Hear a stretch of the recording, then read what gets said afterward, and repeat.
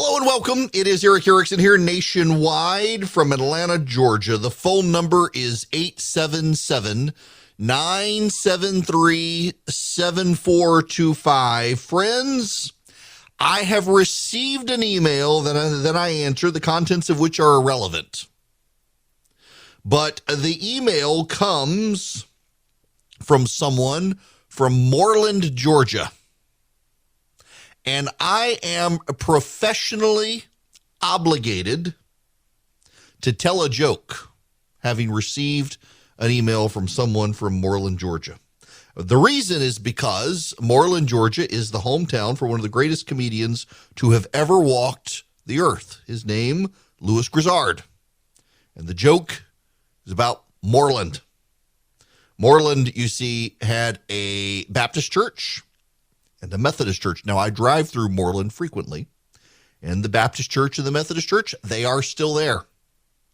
And at the time when Louis was growing up, they gave the pastors at the First Baptist and the Moreland United Methodist Church bicycles. And the Methodist and the Baptist preacher would get together at the local gas station and go over their sermons together and pray with each other every Sunday before church. They'd ride their bicycles there and meet together before going into church.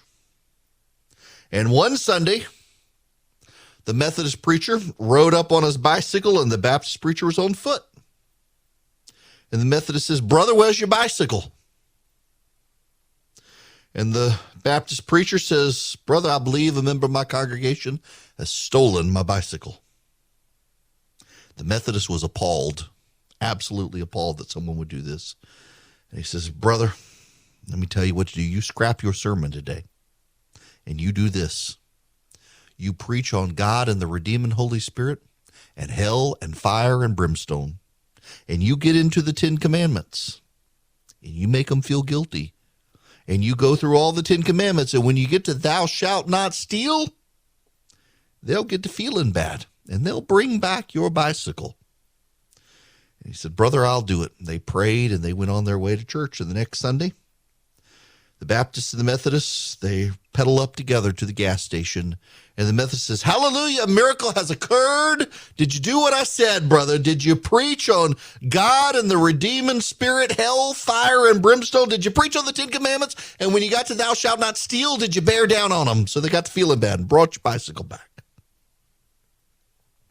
And the Baptist preacher said, "Brother, not exactly." It says, "I did what you said. I preached on God.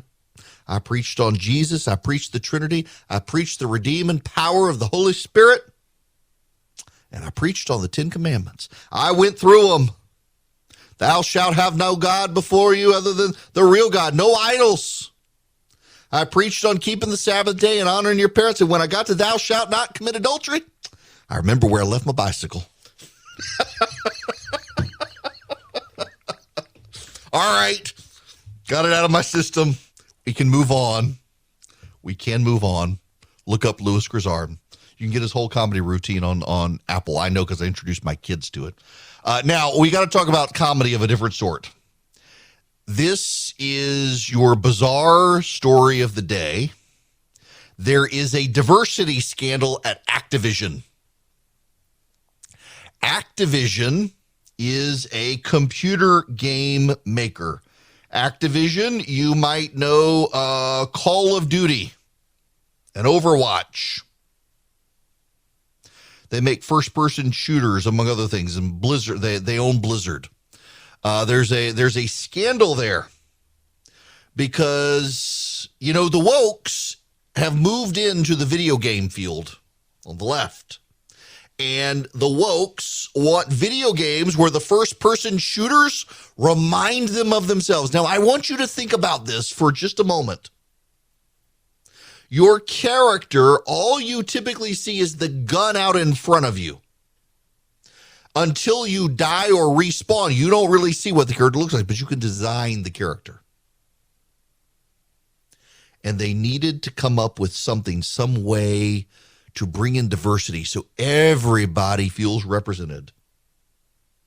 Are you a 6'5" white dude with pink hair who identifies as she, her, and they, and you believe that unicorns and My Little Pony will dominate the planet, and so you want a ponytail? If so, they got a character for you.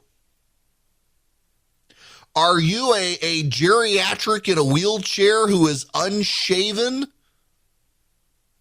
Well, they got a character for you. Are you a hermaphroditic female who believes that you will conquer the world because you're a bodybuilder and you're white but you identify as Asian? Well, they've got a character for you. They got to represent everybody. And so they came up with a blank graph. Activision did. They called it the Diversity Space Tool, a leap forward for inclusion in gaming. And they ask their character developers to establish a norm in the middle for a character in a given game genre, and then plot out how different a given character is. It'll create a larger shape for a character who is, say, non-white, queer, or has disability, according to Axios. Activision framed it as a method for avoiding tokenism, stereotypes, and exclusion, and described enthusiastic reactions from its Call of Duty and Overwatch development team. It called the tool tangible software that would create and monitor guidelines for character conception and creation. It blew up in their face. The actual software developers at Activision, who are white, black, Asian, gay, straight, transgender, they thought it was rather creepy. So what this diversity thing did, 1, 2, 3, 4, 5, 6, 7, it was almost an octagon. And it had little sections where the points meet: culture, ethnicity, age, ability, body type, gender identity, sexual orientation, the diversity space model. And so they draw them out. Where do they fit? Are they, one is heavy towards ethnicity and a little bit towards culture and sexual orientation, very explicitly there. And you could design your characters in this way to make sure that they fit a plethora of diverse characteristics. You just don't want the token white dude. And it has led to scandal. They have had to scrub their website of this.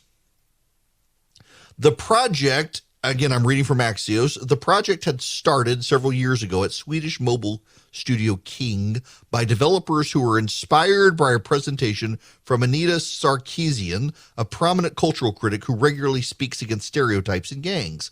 The King designers created a paper prototype for graphing a character's diversity, presented it at the Game Developers Conference in 2017, and tapped MIT to help make a digital version that could eventually be used by game makers around the world. The vision was to offer it as part of a workshop alongside readings and to avoid putting stats on character traits, lest it reduces efforts to diversify to numbers in a game. Well, they all showcased it, they all bragged about it, and there was so much actual animosity towards it as revealed that they've had to scrap this thing. Basically a glorified Dungeons and Dragons character sheet that didn't make any sense as somebody described it. Now, what's actually going on here? This is important. Let's go back to the graph. I guess it's a septagon, not an octagon. It's 7 sides. Culture, ethnicity, age, ability, body type, gender identity, and sexual orientation. That, my friends, comes from intersectionalism. Intersectionalism comes from critical theory. Critical theory is all about power imbalances. It is a postmodern construct derived from Marxism. I'm not making that up. It actually is. The original philosophers to come up with the idea of intersectionalism were Marxist philosophers who wanted to explain power imbalances. And what they claimed were that all power is derived based on character traits. White, male, cisgendered, that is, you're a man who thinks you're a man. Heterosexual, abled, meaning you're not handicapped. Well, you happen to be the most dominant, and therefore the most oppressive. And if you're none of those things, you are the most oppressed and consequently have the most moral authority. And we should subvert the dominant paradigm. That's a phrase you hear people say. It's a legit term, the dominant paradigm. What is the dominant paradigm? Well, according to the postmodernists who embrace critical theory, words create reality. Reality is not real until you apply words. And the person who applies the words tends to be the oppressor. The white, male, heterosexual, cisgendered, Christian, able-bodied person. And in order to subvert the dominant paradigm, that is their word choices, you must come up with other word choices. And the way you do this is to acknowledge that the exceptions are the rule now. So, for example, we're no longer allowed to say the sky is blue. You may look outside and say the sky is blue, and you may understand at a scientific level that it is the refraction of light through the Earth's atmosphere and the reflection of other light that tends to give it on a clear day a blue appearance. But you're no longer allowed to say that's reality because there are colorblind people who see it in shades of gray. And therefore, you cannot objectively say the sky is blue because there are exceptions to the rule, and the exceptions must be elevated. This is where you get into the ideas and the nonsensical ideas in schools and the elevation of transgenderism. It's all through this critical theory nonsense. And the reason they're so hostile and the reason they have to censor and the reason they have to bully to shut you down is because they've got to subvert the dominant paradigm. They want to control language. There can be no free speech. Free speech is violence because if you're allowed to speak and you're a cisgendered, heterosexual, white male Christian, you are exercising disproportionate power in society and must be silenced. And so along come those white, male, heterosexual, cisgendered Christians, or not, and they conjure up a diversity space method to ensure the diversity of the characters in a video game.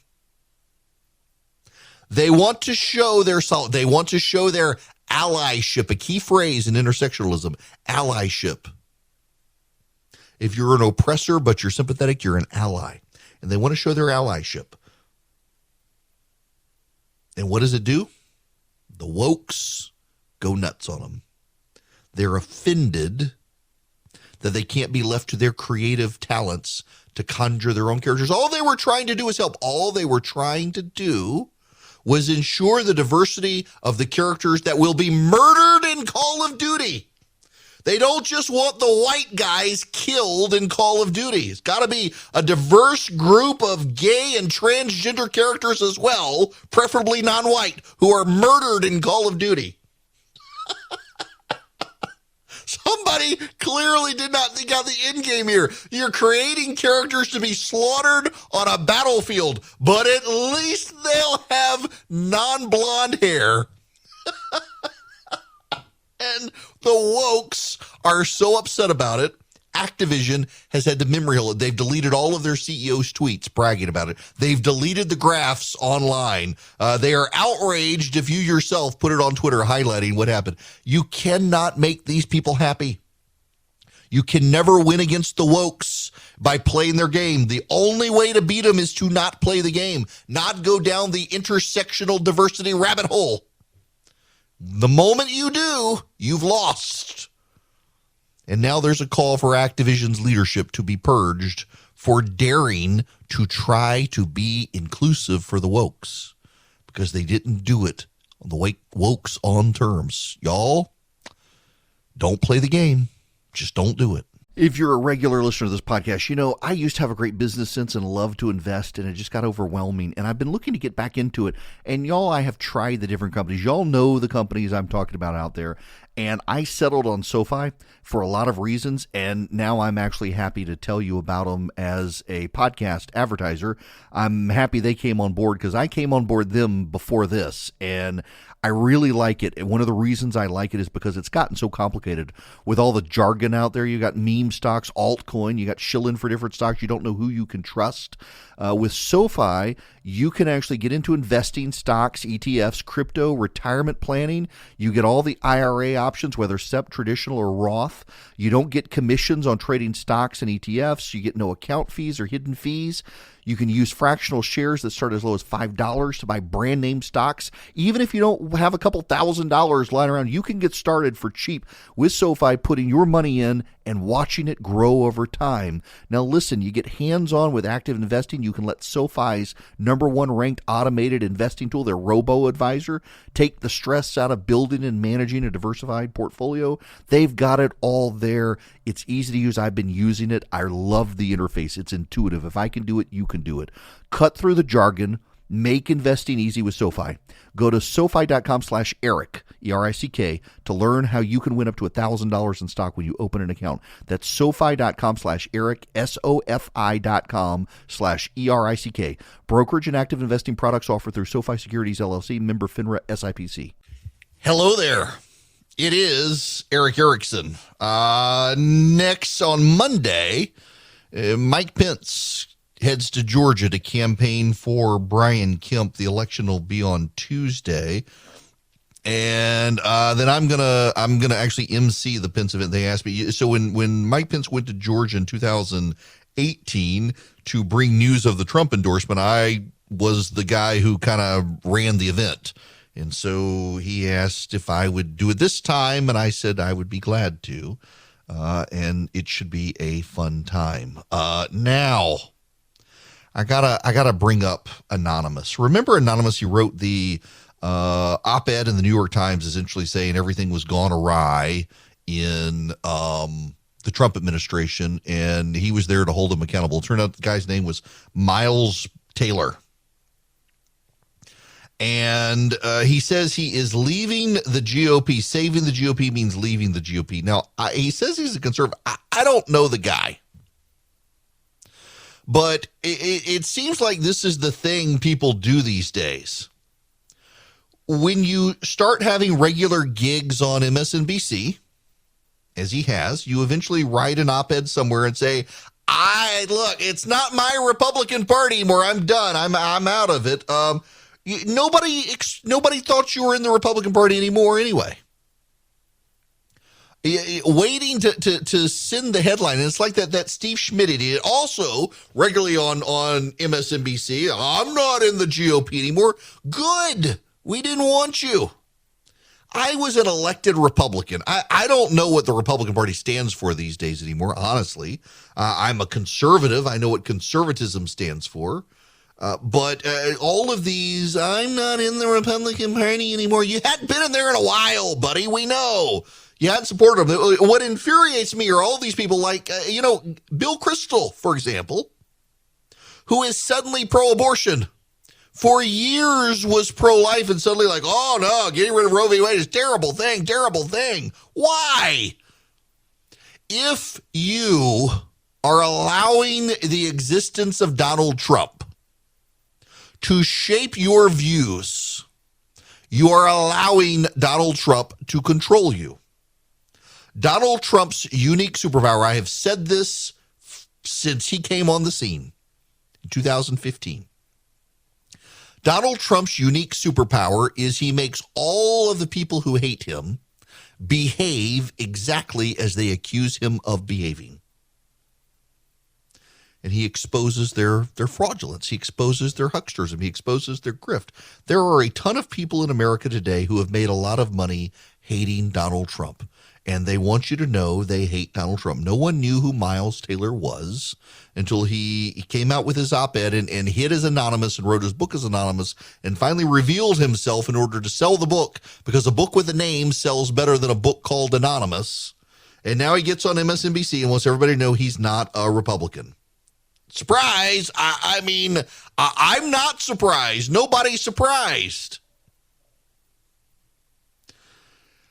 But if you really think the GOP needs help, electing progressive Democrats isn't the way to fix the problem. The way to fix the problem is to meaningfully contribute to the party. Look, I get hell all the time from Trump supporters for being insufficiently pro-Trump, for not liking Donald Trump. I've endorsed the man. I've had his family on the program. I've backed some of his candidates. I've opposed some of his candidates. It's not that I am anti-Trump or never Trump. It's that I actually think for myself. And you can arrive at a conclusion different from mine, but I'll be damned if I'm going to hump some politician's leg like some people do. But the idea of running away from your political party because Donald Trump is there, that's just as silly. Good riddance, go away, but please make sure you don't call yourself a Republican anymore. Welcome back. It is Eric Erickson here across the nation. The phone number is 877-973-7425. We need to talk about some troubling information that's starting to leak out. A lot of people are bothered by this, and you probably need some of the details. Democrats are alleging a conspiracy that Republicans around the country are coordinating to suppress the vote in November. It seems to me to be sour grapes that the Democrats are saying it, but they're demanding investigations around the country, and they claim that they have witnesses who have been in on the coordination that the Republicans are doing, and they're demanding investigations of law enforcement around the country. They claim they have records and information, and they want federal investigators and state investigators to stop these Republicans from what they believe is an effort to suppress the vote in November. And local election officials and investigators around the country have been trying to get the information from these Democratic groups. And the Democratic groups won't give them the witnesses, won't hand over the witnesses, say they're worried the witnesses might be threatened by Republicans, bothered by Republicans. And if only the investigators will look into it, they will uncover the elaborate conspiracy of the GOP. Sounds like nonsense, doesn't it? I mean, you get Stacey Abrams out there claiming she has evidence of the Republicans engaged in a conspiracy to suppress the vote. And she's got witnesses who have been in the room coordinating with the Republicans. And she has asked the Georgia Bureau of Investigation to investigate. They have asked her to provide the witnesses, to talk to the witnesses, and she has flat out refused to provide the witnesses to the Georgia Bureau of Investigation. She says she has them, and she's told the GBI, the Georgia Bureau of Investigation, what she has and what the witnesses have said, but she will not let the Georgia Bureau of Investigation actually interview the witnesses themselves. It's gotten so bad, in fact, that the elections board in Georgia, which is all Republicans except for one Democrat, they are subpoenaing Stacey Abrams' group, her nonprofit, trying to get her to provide the witness to the state elections board. She wouldn't give the Georgia Bureau of Investigation the witnesses, who apparently have this elaborate plot that they can explain how the vote is going to be suppressed in November, how they're coordinating, what they're doing. And but won't hand them over to the GBI. And so the state elections board has now issued subpoenas demanding it, and said they will work with a judge so that the witness will stay anonymous and will not be harassed. That this is possible in a legal setting to ensure the witness is not harassed by Republicans. They'll let a judge handle it. And still, Stacey Abrams' nonprofit is refusing to hand over the witness and just saying, investigate, investigate, investigate. Here's what they found, investigate it, but don't talk to them. It sounds absolutely nonsensical, doesn't it? Why would the Georgia Bureau of Investigation waste their time when Abrams won't even hand over the witness to interview? Except I'm not talking about Stacey Abrams and the Democrats. I'm talking about True the Vote and 2,000 Mules. Yeah. Now, if you were worried about Stacey Abrams doing it, why are you suddenly giving credibility to True the Vote and 2,000 Mules? It is propaganda BS, and that's exactly what they've done. If you watch the movie, I have watched the movie, yes, there are people who wear gloves. Pay no attention to the fact that it is people going to a communal drop box during the height of COVID, particularly black people in Georgia who remember what happened in Albany, Georgia, where the black community was just decimated by COVID. They were fearful and panicked. And I go to the grocery store, even now you'll still see people in latex gloves and face shields. But it was way worse back then. And it's also wintertime, and some people were wearing gloves because it was really, really cold. But also, you should know, despite True the Vote, and yes, by the way, True the Vote claims to have witnesses who have all the information and will not hand them over to be interviewed by investigators. They claim, well, they'll get harassed if we do. The Georgia Elections Board, which has one Democrat and otherwise is completely made up of Republicans, has gone so far as to issue a subpoena demanding that the organization hand over the witness, and they're fighting it. Why? What do you have to hide? Is the witness real? What information do they have? Vic Reynolds is the head of the Georgia Bureau of Investigation. He was given the cell phone data that 2,000 Mules features. He responded to the chairman of the Georgia Republican Party and says, it is certainly interesting, but it's circumstantial. There's no there. They can't prove that these people stopped at drop boxes. The data is not only not precise, but one person could actually be counted for multiple people if they have multiple cell phone devices. If you have an Apple Watch, if you have an iPad, if you have an iPhone, suddenly you're three people, not one person. Also, what are the nonprofits? What are all the nonprofits? They claim a lot of nonprofits, people going back and forth past drop boxes from nonprofits. What nonprofits? There are a lot of nonprofits out there. What nonprofits? Anybody? It'd be great if we had all this information. Not only that, but there's a very particular claim in 2,000 Mules. In that claim, they claim they handed over information about Secoria Turner. Secoria Turner was an 8-year-old girl who was murdered in a parking lot in Atlanta. And in 2,000 Mules, they make a very important claim that their cell phone data analysis was so good that they handed over their cell phone information, and it could only be a handful of people who were in the area at the time who could have killed this 8-year-old girl. But it turns out it never happened, or at least there's no record of it. Catherine Engelbrecht of True the Vote says that she called a contact at the FBI on or about October 25th, 2021, with information about Secoria Turner's case.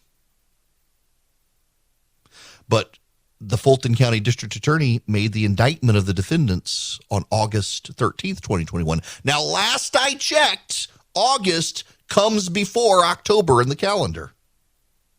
Directly contradicts Dinesh D'Souza's claims in the movie that the analysis played some role in the arrest of the men. Also, by the way, neither the FBI nor the DA have any information about any information being forthcoming. But wait, it gets better. They also say, here's Dinesh D'Souza was on a talk radio show and said there's an international organization called ACLED, Armed Conflict Location and Event Data Project, that monitors cell phones of all violent rioters around the world. What True the Vote did was they took the cell phone data on the Mules and matched it against the ACLED data on the rioters, and guess what? There was a big overlap. They also cite it in 2,000 Mules. They cite the organization in 2,000 Mules. There's an organization, this is from the film, quote, there's an organization that tracks the device IDs across all violent protests around the world. We took a look at our 242 Mules in Atlanta, and sure enough, dozens and dozens and dozens of our Mules show up on the ACLED databases. This is not grandma out walking her dog. These are, violent criminals sometimes. ACLED says not only is it impossible to be able to use the data that they have in that way, they do not save device ID data, so it would be impossible. And also, they never were contacted by anyone about this. They don't keep specific location data inside cities. They track time of day of incidents.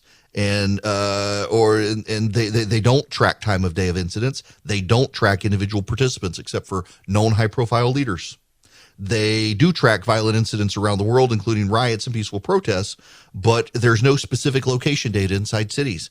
And in any event, they were never contacted. I'm just telling you all the truth. You're being scammed. Also, by the way, they say that they've got all this video evidence of people showing up at drop boxes, dropping off multiple ballots. The Georgia Bureau of Investigation and the Georgia Elections Board have found several of those people in Georgia. They were dropping off family ballots. It is indisputed that they were dropping off family ballots. None of them are seen going to multiple drop boxes. In fact, there's sleight of hands in the movie claiming that people go back and forth across these drop boxes, except for some reason, you only see one person once. They don't actually show you someone going repeatedly through video evidence. And they say, don't believe your eyes, believe the cell phone data. But the people who are in charge of the cell phone data say you can't actually use the cell phone data that way. It's not precise enough to be able to use it.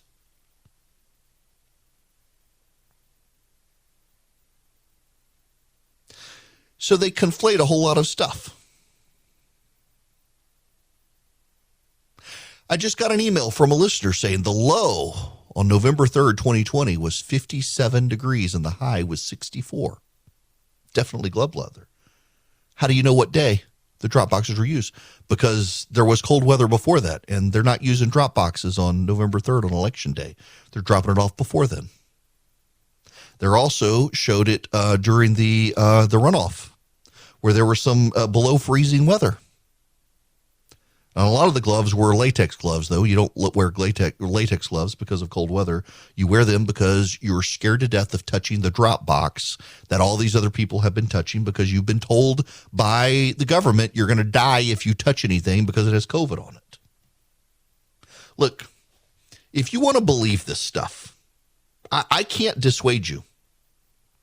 But what I can tell you is that if I came to you and said Stacey Abrams claims to have witnesses that the Republicans are going to obstruct the election, and she has handed over all the evidence to the Georgia Bureau of Investigation, but has refused to hand over the witnesses themselves, you would call BS on it immediately. You absolutely would call BS on it.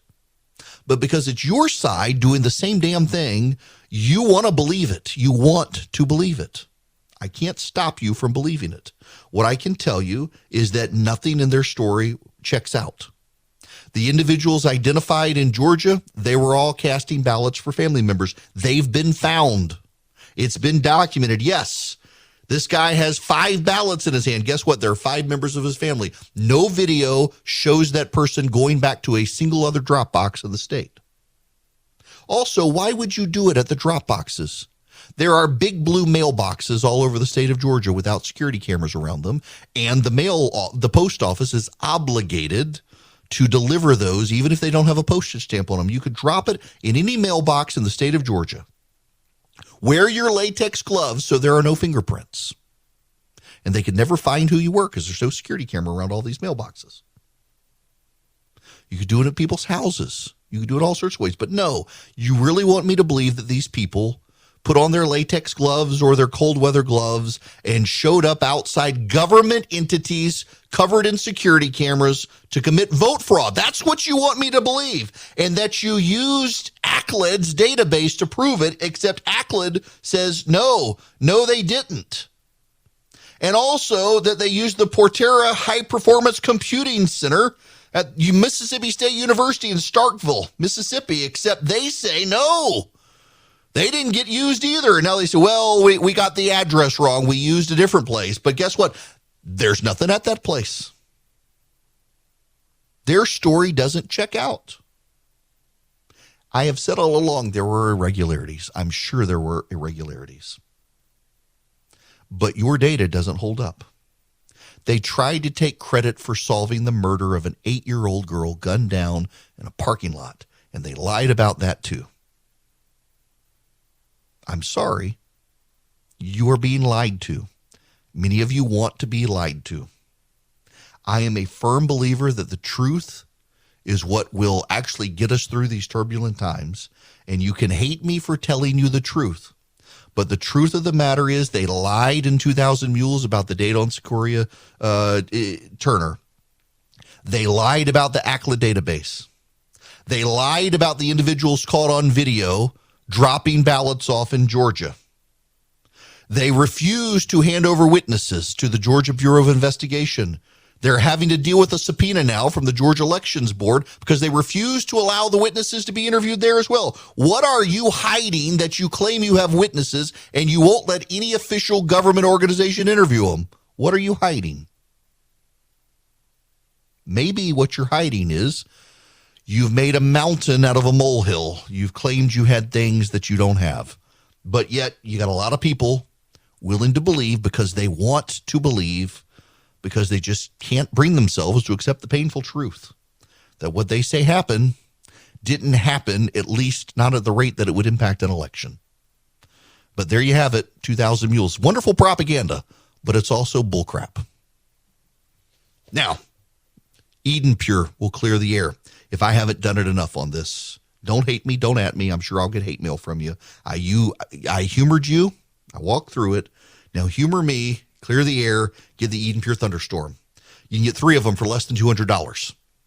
What you do is you go to EdenPureDeals.com and you use the discount code ERICK3, ERICK3. Use that as your discount code. And when you do it, you get $200 off 3 Eden Pure Thunderstorms. You get 3 of them for less than $200, and you get free shipping. It's EdenPureDeals.com. The discount code is ERICK3. These things, not only do they eliminate, they don't mask odors, they eliminate odors. And not only do they eliminate odors, they get rid of the mildew, the mold, the bacteria circulating in the house. And they work. I keep one in my suitcase. I travel with it. They're really good at smoky odors, pet odors, just the stinky, musty odors you get in a hotel room. EdenPureDeals.com. The discount code is ERICK3.